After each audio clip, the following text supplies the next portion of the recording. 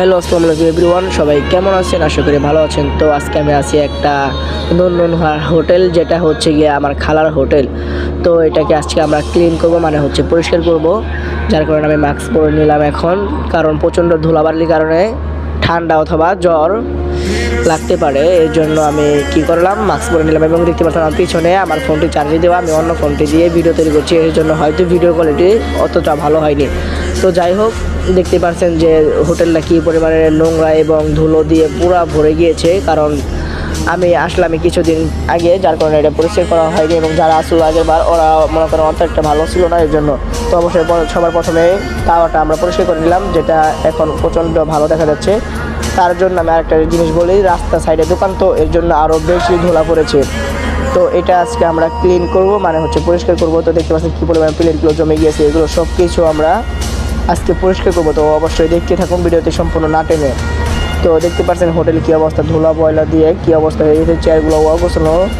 এবং সবগুলো আজকে আমরা ক্লিন করবো, মানে হচ্ছে গুছিয়ে সুন্দর করে সাজিয়ে মুছে সব কিছু মানে জমজমাট করে দিব। তো এর জন্য আমাকে হেল্প করছে আমার এই যে ছোটো ভাই, যেটা ও হোটেলে থাকে আর কি। তো আমরা দুজন মিলে আজকে এই কাজটা শুরু করে দিলাম। তো দেখতে পাচ্ছেন আমাদের দুজনের যে কাজটা। তো এবং সামনে কিন্তু আরও অনেক মজাদার কাজ আছে, যেটা আপনারা দেখতে পারবেন। তো ঝাড়ু দেওয়ার পরে দেখতে পাচ্ছেন কী পরিমাণে ধুলা উঠতেছে, এবং এই জন্য কিন্তু আমি মাস্কগুলো পরে নিয়েছি। এবং এই জরুরি ময়লাগুলো ক্লিন করে ফেলে দিতে হবে।